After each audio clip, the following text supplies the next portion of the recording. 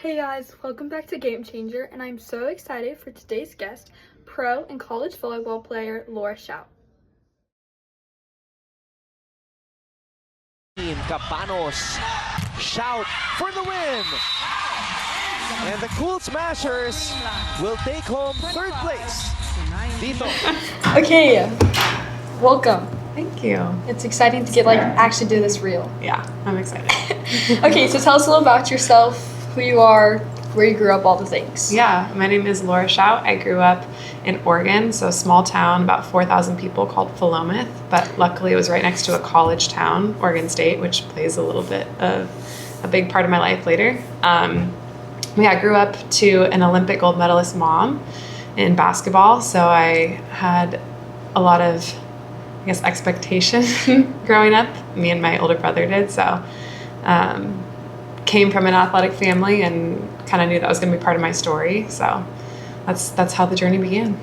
Amazing. So when did volleyball start for you, and when did it become your dream? Yeah, I think that's the most interesting part because a lot of kids start playing the sport they love from, 4, 5, 6, 7 years old. I actually didn't start volleyball till I was 16. Because my mom was a basketball player, I was like, I'm going to be a basketball player. Mm-hmm. So I started basketball at that age and was really good at basketball and just had never thought volleyball. I don't know why that was never on my radar, but basketball was always the goal and the dream. And then once I got to my junior year in high school, my best friend at the time was like, we should do volleyball. You're not doing anything during volleyball season, but why wouldn't you start this? And for me, it was hard because you don't normally start a sport as a junior in high school. So I told her, I was like, no, there's no way I'm going to come into this sport knowing nothing. And all these girls who've been playing their whole lives are going to be competing against me. There's no chance. But I'm glad I did because obviously it's led to a lot of opportunities. What was that transition like for you, going from basketball, that was your whole life, to volleyball? Yeah, I definitely think I still loved basketball more, and I think I will always probably have a love for basketball that comes from doing it as a kid. But the decision to play volleyball was mainly because I didn't have a fall sport and I liked being active, and it was a fun opportunity. It was interesting because when it got to college, obviously I was a lot more skilled in basketball and I cared a lot more about basketball, and volleyball was more just a fun thing to do with friends. Yeah. But looking at my paths in college for basketball and volleyball, I felt as though I had a higher ceiling in volleyball than I did basketball. Basketball, I was never able to get the strength and the mass on me that I would have wanted to as a player in college. And volleyball really suited the way that my body was and my abilities were. So I was super tall. I'm 6'4". I can reach really high. I can jump really high.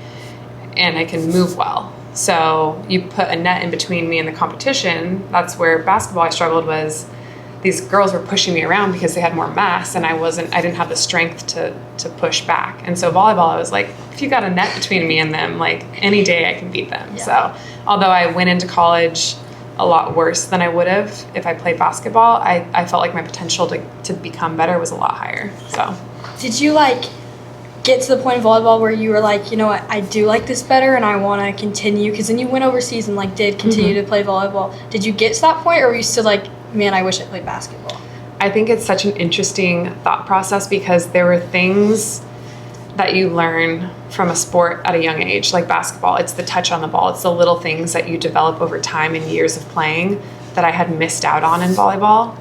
And so when I got to the level I was in college, all they cared about were two things: hitting and blocking. Mm-hmm. Volleyball has many other skills that are involved in the game, but all my coaches cared about were these two things. They just want to get me really good at these two things. And so all of the small things that make a player great, I didn't develop, or I didn't know how to do. And so it was hard because I had the touch in basketball. I knew when the ball left my hand if it was going to go in or out. In volleyball, I never had that. So it was always kind of this imposter syndrome of, okay, I'm playing the sport at a really high level, but I don't have all those little things that you gain confidence in. So I don't know. That's why I say I always love basketball more, because I had that feeling and that confidence that came with playing from a young age. Whereas volleyball, it was I always almost felt like I didn't belong. And that was something that I dealt with my entire career, was this idea that I don't belong here. I'm still learning the sport. And it's, again, by the end of my career, I was like, okay, I've played this long enough. I kind of have a feel for what this game is, and you grow into that. But for the first, pretty much my whole college career, I felt like an imposter. Yeah. So was Oregon State like your like dream? Because obviously your mom went there and she had led a path. Was that like, since you were young, you were like, I'm going there? Or was there like ever a pull to somewhere else? Yeah, I think thinking through which sport I was going to play would have changed that decision. I was very familiar with Oregon State, and the opportunity for volleyball really only came because of my mom's connection there. So basketball, I would be looking into many schools, and I was thinking about going out of state or doing other opportunities. It wasn't just tied to Oregon State. Volleyball, my family didn't have any knowledge of the sport. And so the way I got to Oregon State was actually my mom walked into the basketball office because she still knew the basketball coaches and everything. She said, hey, do you guys know the volleyball coaches? And so they walked her over to the volleyball coaches. And my mom was like, hey, I have this daughter. She just started playing. She doesn't know anything. We just want to gauge what her level is. We don't know if she's D2, D3. We don't know. But can you come help us just gauge what her level is? And they're like, yeah, tell us about her. And they're like, my mom said, oh yeah, she's 6'4", she jumps really well. And Oregon State's like, yeah, we'll come take a look at her. And so I had no idea, and my mom had no idea. She wasn't going to them to ask if I could play for Oregon State. She was just trying to gauge where I was at. And they actually ended up saying, we want to bring you here, and we want to bring you as a project player. Yeah. So they recognized that I wasn't good, and I wasn't at the level of Division I, Pac-12, but they knew they could teach me because I had like raw height and athletic ability. And so they're like, that's what we need to grow you into who we want you to be. So high school, you played middle, and then you switched and went outside right side for college. What was that mental and physical challenges going to like a position that you switched out, like switching positions? I think luckily the blessing of that was I had barely played any middle. So yes, that was my only experience, but in the grand scheme of all experience, I was still super moldable. So I wasn't like 8 years into this position that I was perfecting. It was like I just started this new thing. And so I was still able to be moved to a different position and not have that be a huge issue for me. And if people know anything about volleyball, middle is a really difficult position. It's very not rewarding. So you jump a lot and you don't get set a lot. And it's just, it's a really hard position with not a lot of rewards. Whereas the outside and the right side, they're more of like the glamorous positions because you get set a lot and I don't know, it's more fun. So when Oregon State said they wanted to move me to the outside, I was like, absolutely, I would love to do that. So, I mean, you had a great run at Oregon State. Y'all went real far, especially 2014 when what made that team different for you? Like, was there a connection that was different, coaching staff? What was that for you? That was a cool year because it came off of a terrible year. So the reason that year was more exciting and more rewarding was because the previous year we went 0-22 in the Pac-12, lost every single game. And although we stayed competitive in most of the games, it was a really hard season. I remember I would show up late to class so people wouldn't ask me how the games went that weekend because it's so embarrassing to go every single week and tell people you lost. And it was just that my junior year, that took a huge toll on the entire team.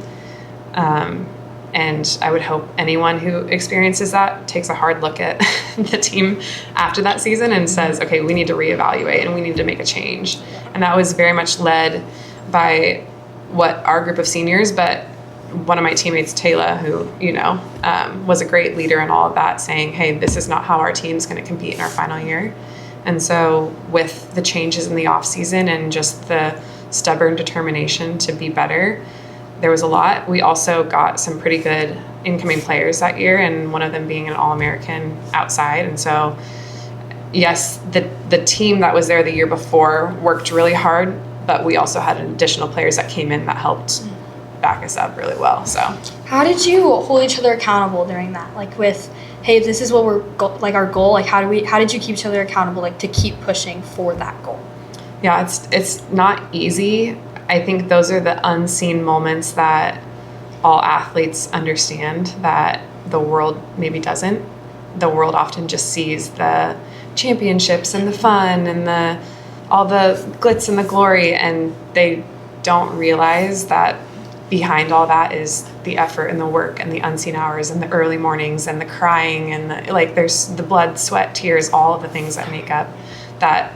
I would say athletes find the joy in that.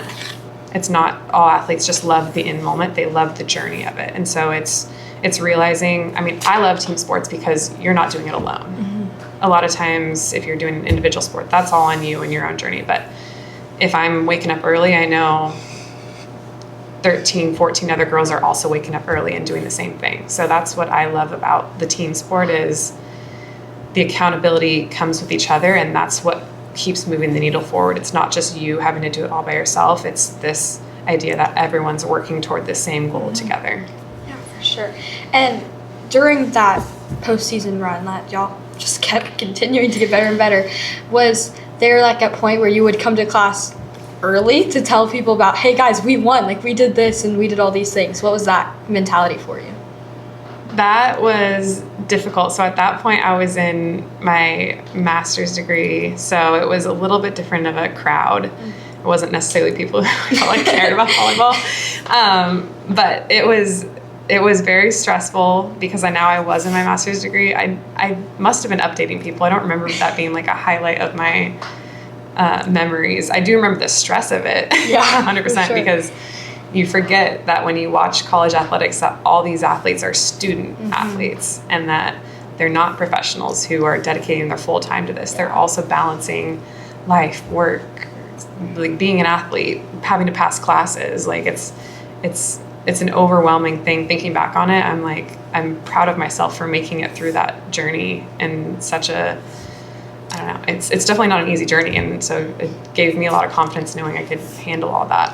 What was that balance for you with the academic rigor of being in college, your master's degree, and then still having to go compete and like push towards a national championship? Yeah, that was extremely stressful because just the way that I don't know why it happens like this, but the term finishes at the same time the season does.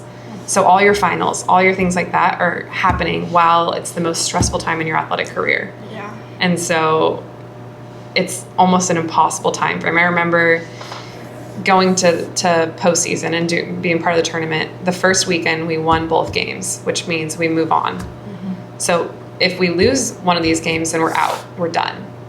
Between this week and this week is finals. And so we didn't know, okay, we won the first night and then we won the second night. And now on Sunday night, I'm messaging all my professors saying, hey, I know I said I was going to be here for finals. I'm actually going to be gone. Yeah. And so now I'm trying to rearrange things and get them all done while I'm preparing for the most stressful, difficult game in my entire career. So I've heard stories of other student athletes and how they're dealing with it, and it's pretty commendable because it is a very crazy schedule that you're trying to deal with on top of performing. And luckily, volleyball isn't one of the sports that gains the most like fan, what's the word, like people watching. Yeah. So it doesn't have that added pressure of now the whole world is watching this, but it's again, the tournament is the most watched time in volleyball too. So yeah, for sure. Was there a match or memory or game from that postseason run that you just like that still like replays in your mind and you can just like continue to think about? Yeah, there's. I actually talked about it today because volleyball is currently in postseason right now, and so it was the first. So it starts off with 64 teams. We won the first night, so that put us into the top 32. If we were going to win that second night, then we'd make it to the Sweet 16. So that match was against University of Arkansas Little Rock, and it was the craziest volleyball match I've ever been part of.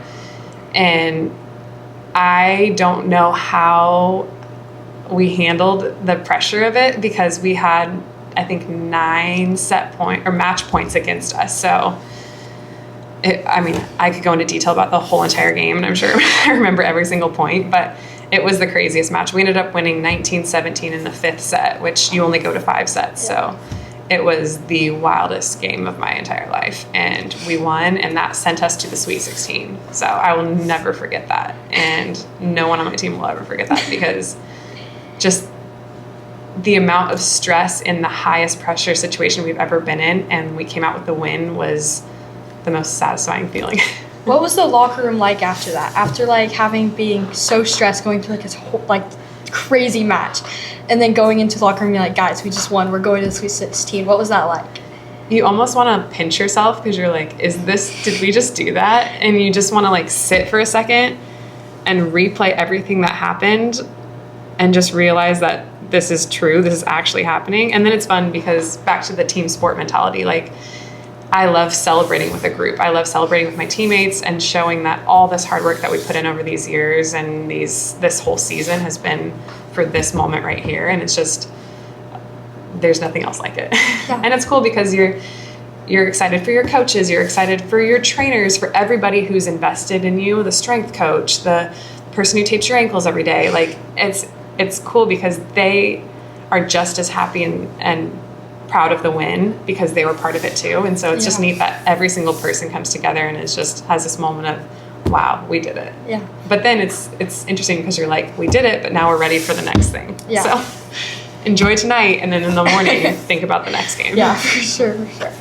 So going back to kind of your season before, when y'all just went through a horrible streak, what was your mentality, trying to have the team focus on a bigger picture and a bigger, hey, this isn't the end, and we can continue to push through the tough matches, losing streaks? What was your the whole team's mentality on that?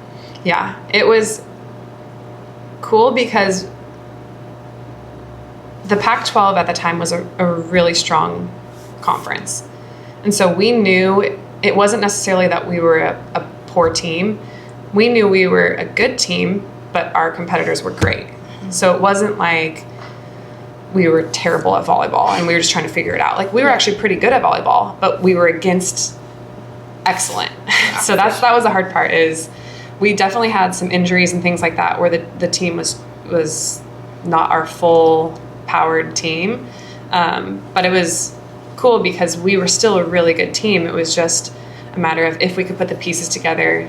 And our coach was awesome that season. Again, I cannot imagine coaching that season. The pressure we felt as athletes was one thing, but I'm sure the pressure he felt as a coach was a whole nother thing.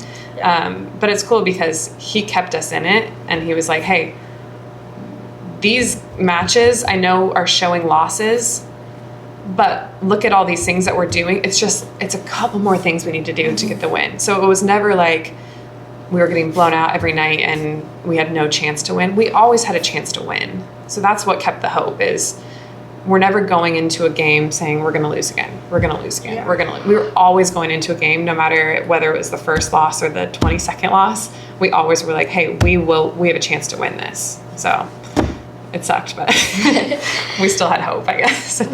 Do you think there was a time during that season when anyone was kind of like, hey, we need to make a momentum shift, and we should try to do, not obviously y'all are trying to do great. It's we need to push way harder. Or do you think it was that postseason when you had some seniors phase out, coming in as a senior, new players coming in? What do you think you had your big shift moment? In the transition between the junior and senior year, we actually didn't have too many people leave. We only had one senior at the time. Oh, wow. So that's where, again, the team that was 0-22 and the team that was in the Sweet 16 was pretty much the same team. I mean, I know there was a couple freshmen that were added and we lost a really good senior. Mm-hmm. But the core of the group was the same. So that's why it's the most interesting thing to me is it wasn't a completely new team. Yes, there was a new player and we lost a player or whatever, but ultimately the team was the same. So it was just the effort and the mentality that shifted. So that's what I'm saying is the team that went 0-22 wasn't a bad team. Mm. It was just we had a couple more things that we needed to get better at, and there was a couple, and it was a hard conference. It was a blessing being part of a really difficult conference because that just made you better. Yeah. We could have been in a weak conference where we were beating up on people, but that wouldn't have made us better. So the team that won the Sweet 16 was molded by this team that had to go through adversity to fight that. So you talked about team sport. It's a team sport. You get to like go through everything together, which is such the best part of the team sport, and not having to do it alone. And I find in team sports that it's sometimes hard to like celebrate yourself and like be excited for good block, good kill, like all the things like, oh, I got player of the year, all those things. And do you think is there a time for you that you really did like celebrate yourself, that there's like one, even if it's like a play or there's like a game that you thought of that you celebrated yourself and rather than just the team? Yeah, I think that comes back to who I was as a player. I was always harder on myself than I gave myself credit for. Because if you ask me at the end of the game, how many kills did you get? I would say, I don't know, like 8, 10, I don't know. Yeah. And then if you asked me how many errors I had, I'd say 6 errors. And I knew this is how many errors. And I could tell you this one I hit out, this one I hit this way, this one I hit in the net, this one I hit long. And I could tell you every single error. If you said, what were your kills that night? I would have no idea. I'm just like, I got kills. So that was always hard. Celebrating myself was a really hard thing for me. For sure. I more fed off the celebration of myself with the satisfaction that I brought the team. You know, like I was helping contribute to the team. It wasn't that I was happy for myself. It was that I was happy that I could bring my skill to benefit the team. So that like blocking was probably my best skill. So if I got like a really big block on their best outside hitter, and then I would get excited because like I knew that energy brought energy to my team, and that would help carry us. So it's an interesting thing. As I was as a player, it was hard for me to celebrate myself, and it was easy for me to be super hard on myself. Yeah, so. For sure. Going kind of off of that, what do you think leadership in volleyball, I feel, is something that's kind of hard is not seen as much because it's the girls that are cheering on and getting excited for other people and for themselves and like being all the things. And do you think that it's kind of like hard, it's easy to like overlook the leadership side of the like being like a leadership, not only like physically and like getting the most kills, digs, all the things, but like mentality, like leading the team mentally through all those things?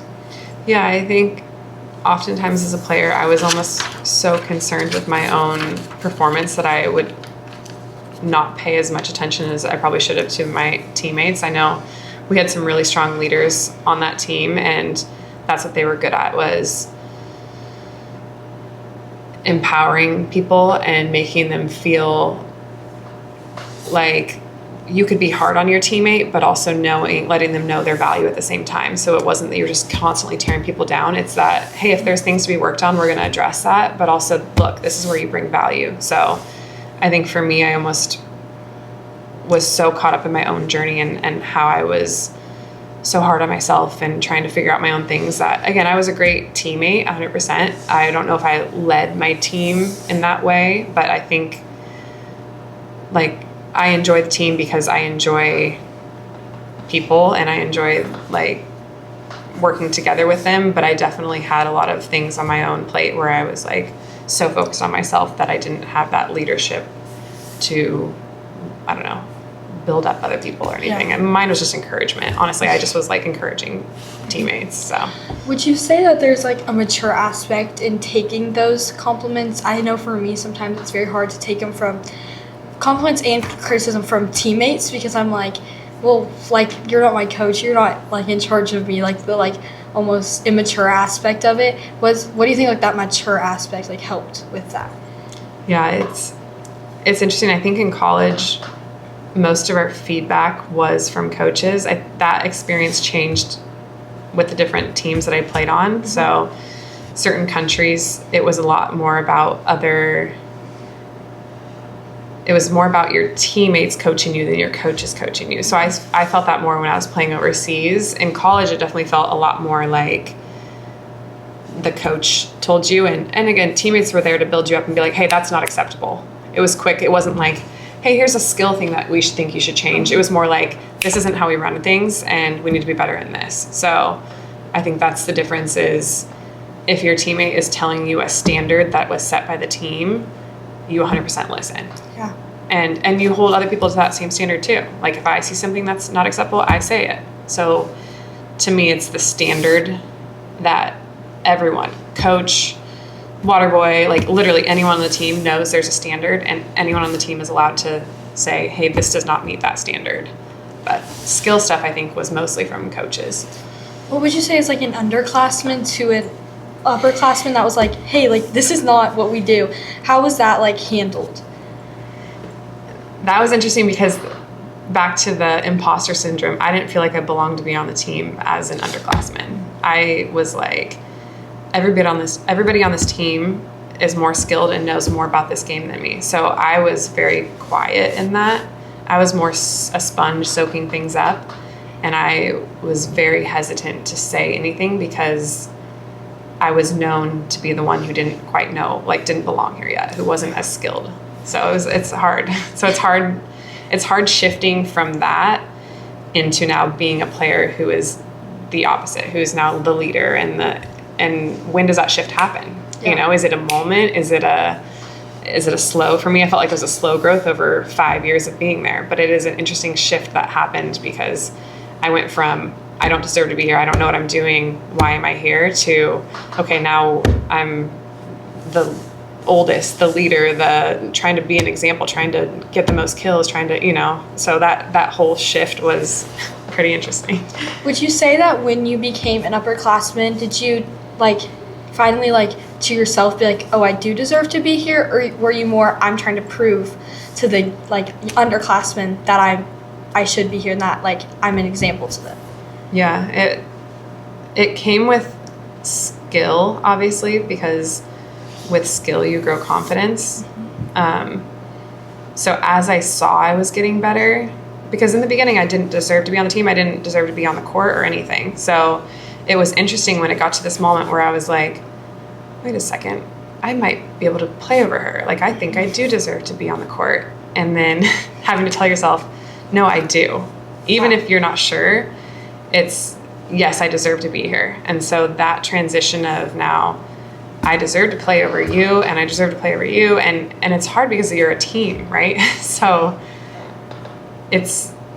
you're not saying against your competition, you're speaking about your own teammates. So it's a very interesting transition, but ultimately, like, you do get confidence in your skill and you realize you're capable. Yeah. And that's such an awakening and like a beautiful moment because it shows that all this work that you've been put in was for this moment of, okay, I can do this. Yeah. So what was your life after college transition? What was that? Going overseas, what was your transition like? Yeah, I think most players, because there's no WNBA of volleyball, now there is, but when I was graduated, there was nothing. So the only option to keep playing was play overseas. And at first I didn't know what that looked like or how to even go about that. And so I ended up working. I worked for a year, and I had a couple teammates who went over and played. And when they came back, they were like, this was super cool. I love this opportunity. And that's when I was like, you know what? Maybe I could do this. Mm-hmm. So I actually took a year off. And then my first contract was up in the Philippines. So I got in touch with the agent. The agent reached out to teams, and a team in the Philippines picked me up. So that was my first experience. And it was crazy because I was born and raised in Oregon, never left for college. So my life was 20 miles. Like that's where I was. Just these 20 miles is where I lived my life. And now it was crazy because all of a sudden I'm going across the world. Yeah. And that was a wild transition for me. So was there any stress in you going like with having an agent, like trying to get picked up by a team? Was there like a stress in that? It was a very high stress. I made it more high stress because I chose within like 2 weeks to do it.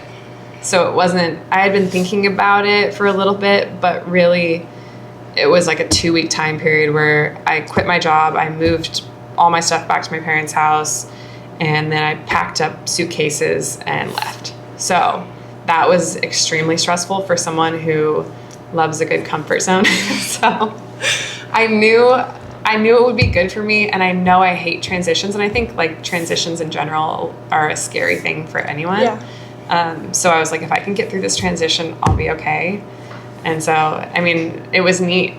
I loved my first situation because the culture was so different. And it was I went from like everything I knew to a completely like flip the script, a place that I've never been or heard of, and in a culture that's very different from American culture. So a lot of girls go play in Europe, which is very different for sure, but it's more similar to the US, whereas I felt like the experience in the Philippines was just a 180 on my life. Yeah. With like kind of with that, would you think like if you stayed and like thought about it longer, would you continue and would you still have gone overseas, or would you have talked yourself like completely out of it? I could easily have talked myself out of it, 100%. I am glad I didn't, and I'm glad I got an opportunity right away. Because again, comfort zone, right? Like it's more comfortable to be here in a place that you know and a thing that you're doing. Even if you're not happy, I think that's the craziest part about comfort zones is you can be not happy in something, but you crave the familiarity of it. Yeah. And so I didn't love the job I had, and I wasn't wanting to live out the rest of my life in this situation, but it was familiar. Yeah. And so that was crazy because I'm going into this unfamiliar thing. Could I like it more? Yeah. But could I like it less? Yeah. So that's the risk factor of life is either you stay in the familiar that you're not happy with, but it's familiar, or you go explore this crazy unknown. Yeah, sure. So with volleyball and in every single day life, what does it mean to you to be a game changer, and what does it mean to change the game? I think, this is a good question. I always like this question. It actually does come back to this idea of comfort. I think at the end of the day, comfort is not an enemy, but it is an enabler. Mm-hmm. So some days it's not that you should be doing crazy things all the time that are always like outside your comfort zone. And again, comfort is not the worst thing until you do it with routine over and over and over. Yeah. And so being a game changer is being intentional and not being passive. It's looking for how you can better someone else's life instead of just thinking about your own life and your own problems. It's all these things that when life is screaming at you to choose this path of comfort, you choose a path of getting out of your comfort zone and paying attention and trying something new. Maybe it's like something little as trying a new spot to eat or whatever. Mm-hmm. It's these things that keep you seeking these new opportunities on how to like serve and love. And ultimately, I'm a believer, and so I believe that God doesn't call us to live in this comfortable zone. Yeah. He calls us to seek out things and find ways to help people and find ways to further his kingdom. And so those things never happen in this little bubble that we feel safe in. So ultimately, like the game changer to me in the way that I see what God wants to do in my life is, okay, how can I listen to him and seek out things that would further what God wants to do in my life? Because we have so much potential as people. Like, we really do. Yeah. And God is just asking for us to say, trust me and watch what I can do. And we're all like, yeah, I trust you. Here, you can have my pinky. You can hold on to my pinky. And he's like, no, I want you to just jump in. And you're like, no, I don't know if I'm ready. And he's like, no, just trust me. Just jump in. And so that's the game changer. I'm not saying I'm excellent at it. I'm saying that's what I feel like God is calling us to do. Yeah. So this is my last deep question. Don't worry.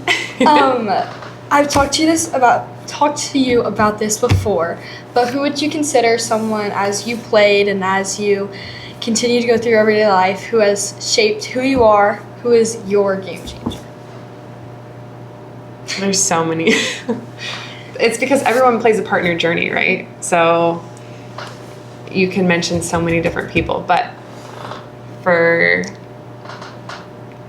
I would say for my volleyball career,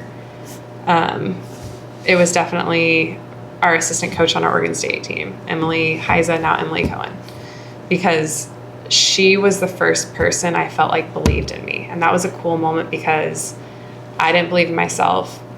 I didn't feel like my teammates had a lot of faith, and rightfully so. And I'm not trying to say no one believed in me, but they didn't believe in me because I wasn't good.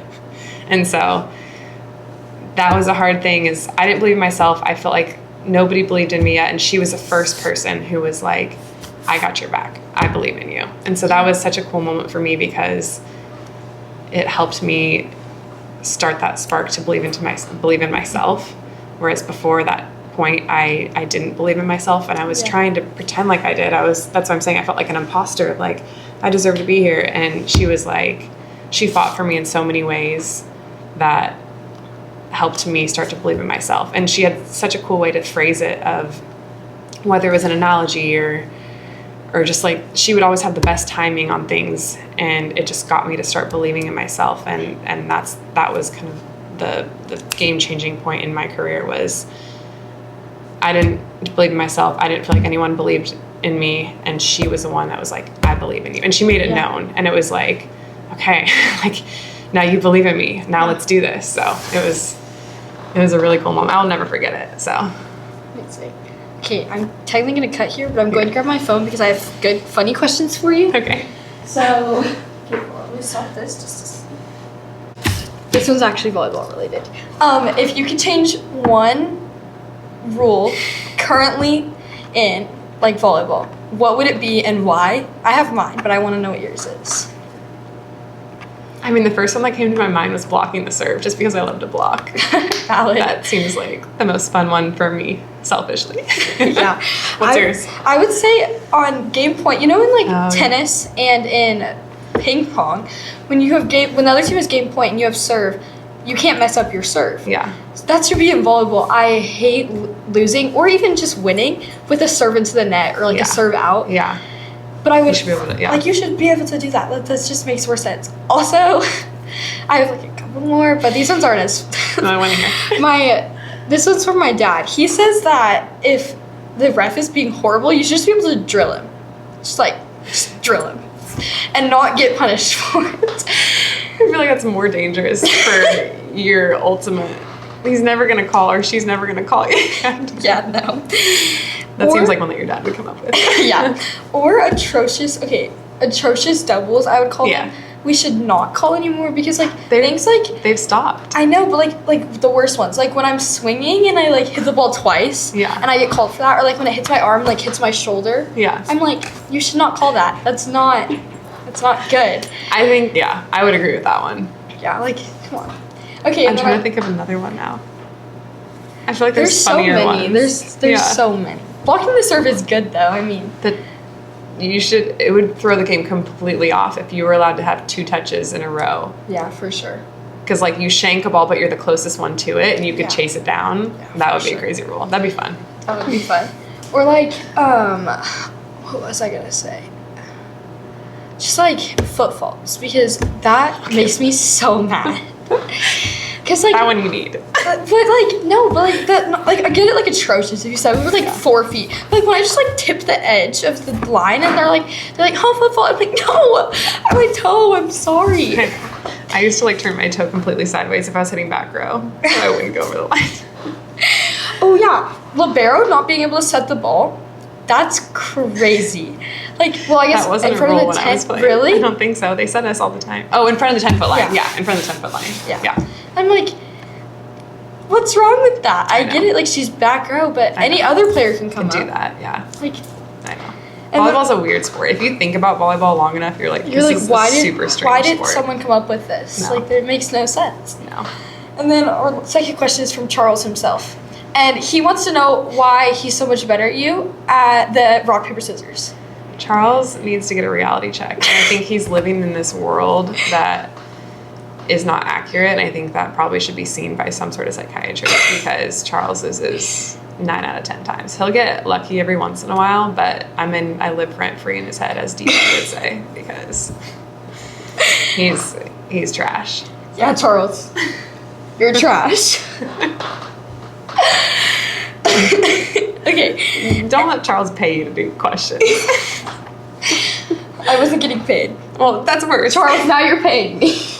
You owe her $20 at least. At least. I'm the one who pays you. Is he gonna be on your pod? No. Good. But he is employed by my parents. True. So True. I keep your bills going. So give me money. Okay, my last question for you is, me as someone, I'm not playing volleyball anymore because coaching staff and people I don't want to play for Politics, anymore. yeah. And exactly.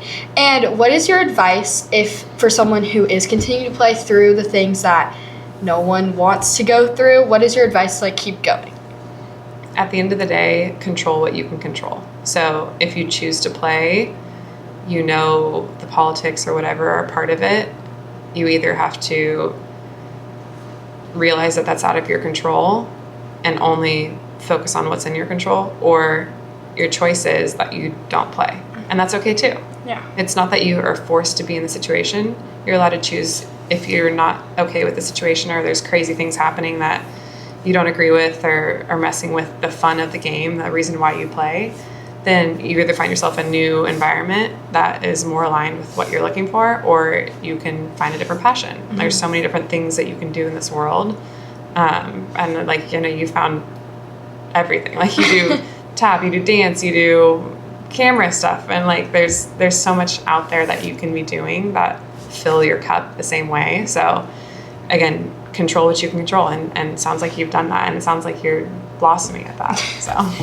Okay, well, thank you. This is it. Yay.